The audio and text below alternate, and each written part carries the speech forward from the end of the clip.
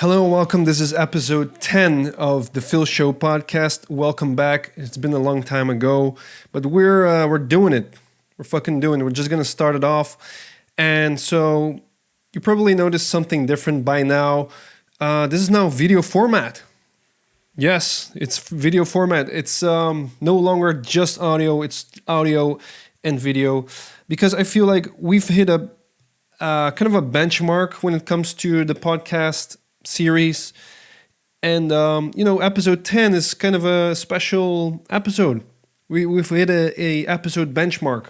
I feel like episode 10, we can start doing new things. And so now we're just going to do video stuff. Let's just get right into it. In my previous video, I reacted to the Elden Ring and the release of the Elden Ring and how I was really excited about it because I had a great excitement for the Dark Souls games, and I just a huge fan of From Software in general. And that made me think about like various things, and in particular it made me think about how game developers and games can exceed people's expectations in games in order to create instant fans. Those fans are very valuable later on in future titles and IPs that you create.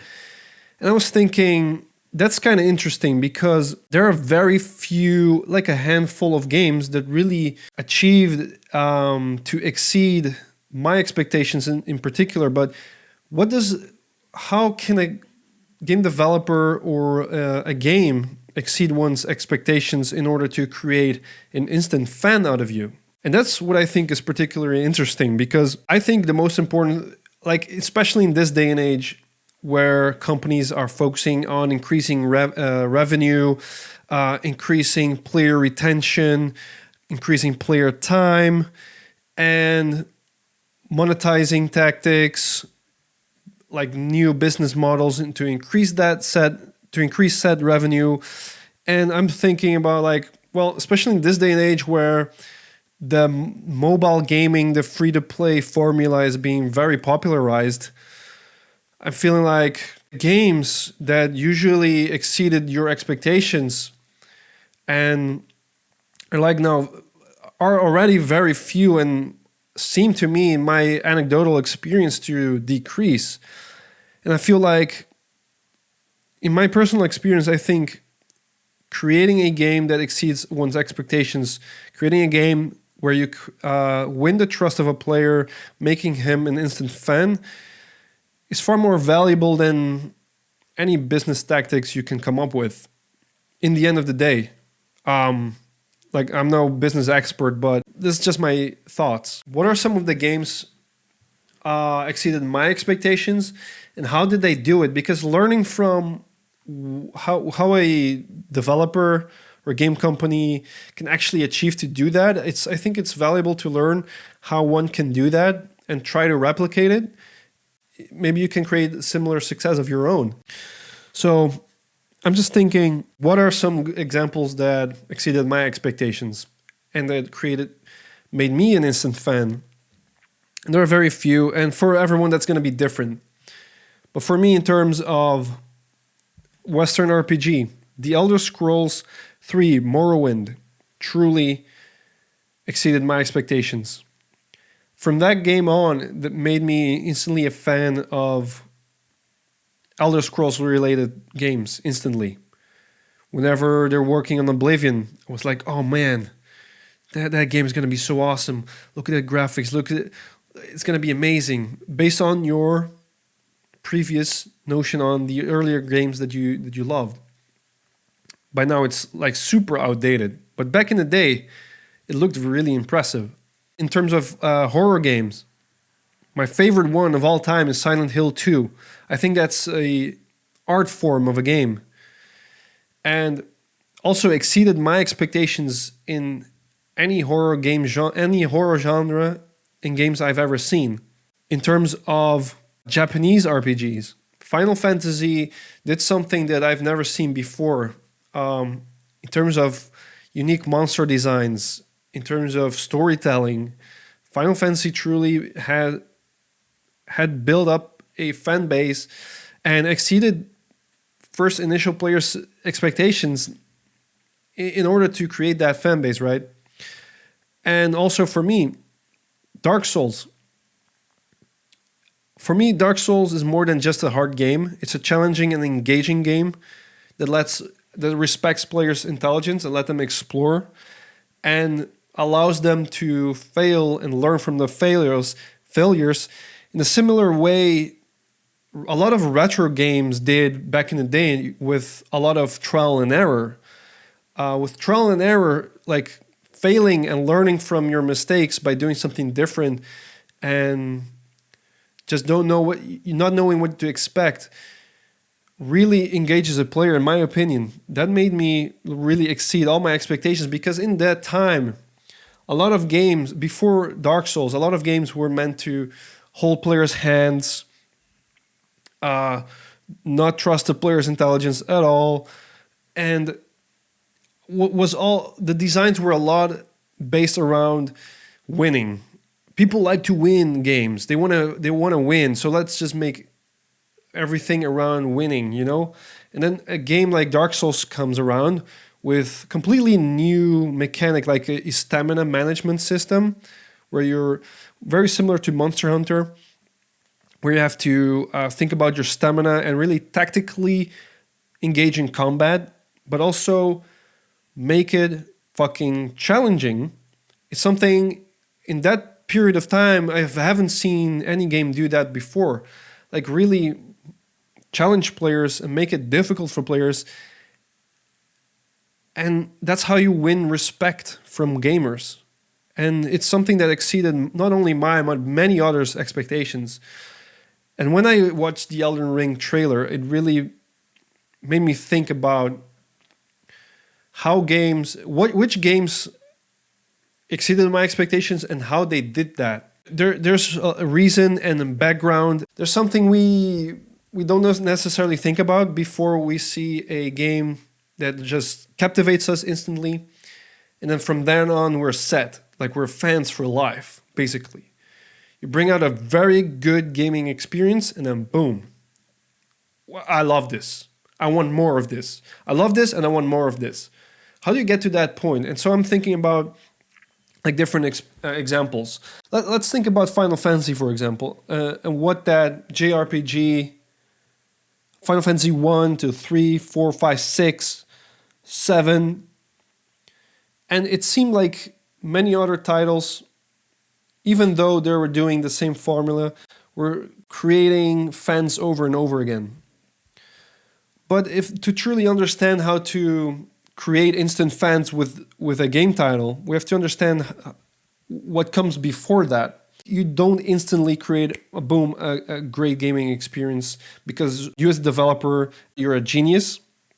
Sometimes you have geniuses out there, but there are failures that come before creating that unique, interesting, experimental, risky game. And that risky experimental game that you tried as a last resort, that is the thing that came just in the right time and captivate players. If you think about Square Enix, for example, I believe it was called Square before. Don't quote me on this, but before that, in the era of like the NES games, and even the era before that, perhaps, there were a lot of action-based games that are created, and Square Enix were doing the same thing, but they were kind of failing in that regard. They were not really succeeding in sales, and they're just trying the same thing as many other games were doing, and they're really failing. Square Enix almost got bankrupt, or whatever you want to call it. And so they decided, as a last resort, fuck it. We're going to make something completely different. We know the market is based around a lot of action retro games, you know. A lot of action-y style games. The shooter games and the platformies and all that kind of stuff. But let's just make something different. Let's make something that is completely story-heavy,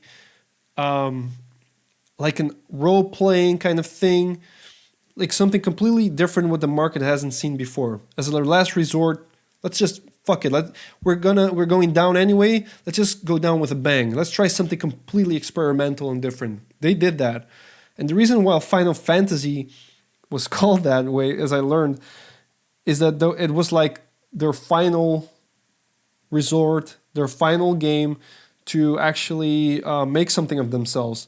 And surprisingly enough, that game did so well amongst players. And so we're now at Final Fantasy 1 million, right? I know it's a bad joke. Final Fantasy 16, we're almost... I guess the newest game is going to be 16. Those are a lot of titles. And not even counting all the spin-offs and things like that. In order to get there, there's a risk that this company took in order to create a game that exceeded players' expectations. Let's take a look at Morrowind, The Elder Scrolls 3, a very different kind of RPG.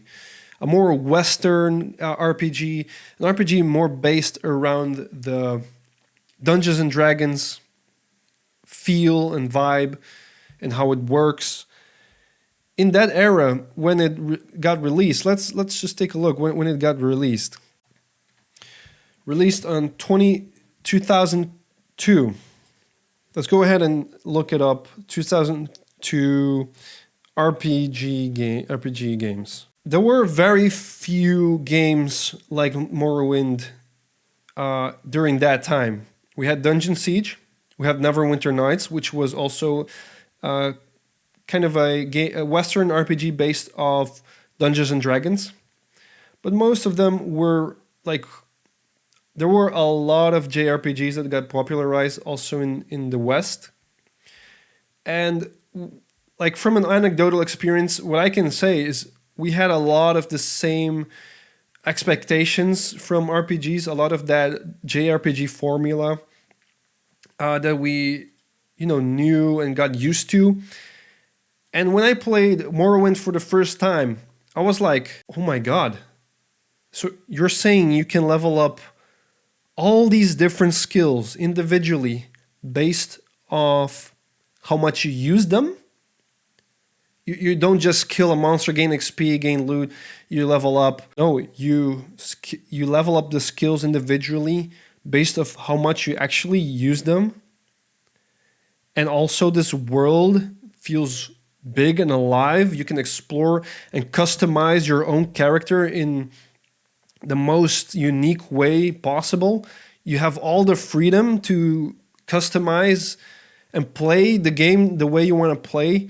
And not to mention, you don't have all these traditional quests like you're used to. You have like very engaging quests that you have to figure out.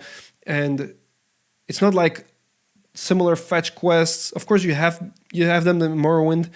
But the way they're presented and the way you really have to figure things out. You have to read, you have to listen, you have to find NPCs, you have to interact with the NPCs.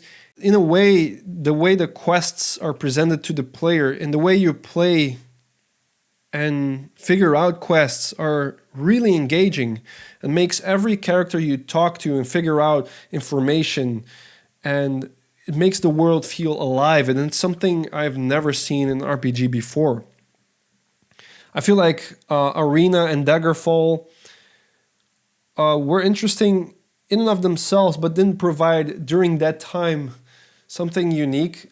And I don't know, because I haven't played them and I haven't been around at that time to really speak of how successful those games were. But the first time I played Morrowind, it was something unlike I've ever seen before when it comes to RPG experience. And from there on, I was like, I'm going to play every fucking Elder Scrolls game out there. Let me drink a cup of coffee here. Let's go to a different genre. Let's talk about horror game genre. If you think about the horror game genre, what comes to mind? Jump scares, loud noises, shadowy areas, and then once you walk around those shadowy areas, you're waiting for a jump scare, loud noise. Or the very American style of horror is blood, gore, slashers. You've seen that in movies. Games try to recreate that same vibe as well. It's very direct and very, how would you say this, not subtle. Like subtlety in Western horror games and horror movies are completely gone. There's no subtlety. It's just like the horror, like when you talk about horror in Western culture, we talk about like blood and gore or jump scares, something coming out of the bushes and scaring you for 1 second. Like very theme park kind of Halloween-esque kind of thing. But Silent Hill comes along and it's subtle. It's not loud, it's silent. There's not a lot of things coming at you at once.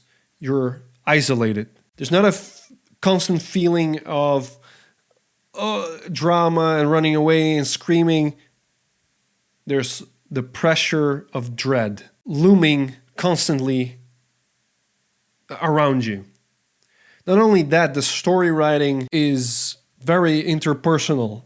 It's not about, oh, I got lost here and now some Ed Gein kind of figure with a chainsaw is chasing after me, now I have to run out. Or it's not, let's take a look at Resident Evil 1, for example. We get into a mansion and, oh, spooky mansion and zombies and just get out of the mansion. It's very much interpersonal story.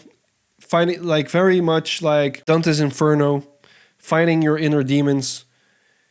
A story about guilt, repressed emotions, frustration. Because it's all about the story of James Sunderland. It's all about everything you see in the game, every monster and demon you encounter. The world shapes and manifests its horrors around our main characters, our protagonist's fears and guilt and emotions that he's struggling with.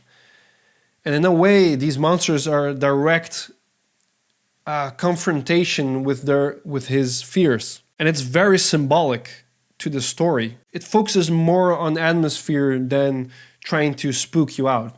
And that is something I've never seen before in any horror game or horror movie for that matter. And that's how you create fans, exceeding the expectations. But also, in this example, let's take a step back and take a look how did we achieve popularity throughout the titles. It all started with Silent Hill 1. Silent Hill 1 wouldn't exist if it was not for the technical limitations of the PS1 and what they're trying to do. There was a lot of technical limitations during the developing process when creating Silent Hill. You know, the draw distance, when the draw distance is very short, you have like this very foggy like effect, especially in older games when you shorten the draw distance or the view distance or whatever you want to call it. The more the fog increases and the less you can see what's in front of you. That's a technical limitation that they were willing to embrace in order to make it work into their advantage. Fuck it. Let's make that our feature in a game, that you can't see shit and that the draw distance is so short. Let's make it even more. Let's even emphasize the draw distance and let's make it even more foggy. Now the atmosphere is really thick and you can't see what's coming in front of you, but you can hear like the static radio noise in your radio, like, and you know there's something nearby. And you can't see it, and when you see it, it's already too late. And when you see it, you see a horrifying fucking abomination in front of you. And the radio noise gets louder and you want to escape. You don't know where to go because you can't see where you're going. That feeling is truly revolutionary in Silent Hill 1. And that's why, once again, we have a story of experimentation. There's not necessarily a risk, but embracing your limitations to enhance your creative outcome. And it's something also, the pattern here is we're seeing something that we haven't seen before in a market where everything and everyone is doing the same thing. This is truly the pattern what I've been seeing in games, and that's why only a few manage to really create lifelong fans, because they're really trying something different in the masses of the same games, you know. And not every experimental game does well. Not every risk-taking game, experimental game is going to do well. I realize that, but it is a risk. But it's a factor that once you do it correctly, you have fans for life. Same with Dark Souls. We're going back to Dark Souls. In a world where all games are easy, holding your hand, do this, now do this, now do this, really insulting your intelligence as a player. Here you go. Here's a world. We don't care where you go. Just go explore. You can do it whatever you want. This area is too difficult. Holy shit, I'm just going to try this one. Oh, I think this path is where I should go. It really teaches players play the game by just letting them play the fucking game. And you know what? Just let players have a difficult time for once. Let them learn through overcoming obstacles. And you know what that's going to do? Instead of rewarding players by a reward and making them chase the carrot, let them enjoy the overcoming of the obstacle. And now the whole enjoyment that you're creating for the game is the difficulty in and of itself. Like the leveling up, the getting new gear is cool. But now your whole reward system is, what else can I overcome now? Once you overcame something difficult, you tried multiple things, it was super hard, you got up again, you tried, you overcame. What's your next thought as a player, as a Dark Souls player? What else can I overcome? What is next? Let me figure out what's next.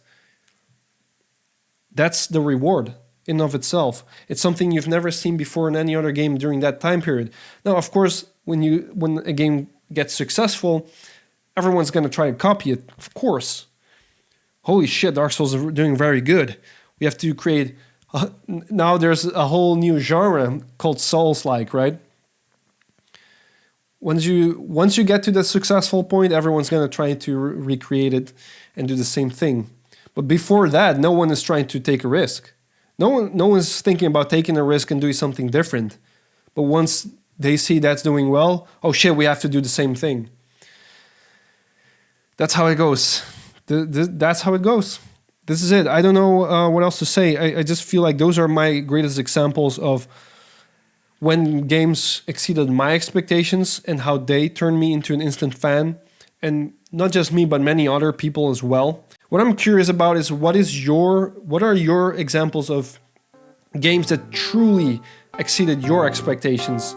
I'm really curious to know about that. Let me know in the comments what game that is for you. If you have opinions of your own around this topic, feel free to share it with me in the comments as well. I'm always open for discussion. I'm always interested about topics like this. And yeah, guys, this is gonna be it. I'll see you in the next one. See ya.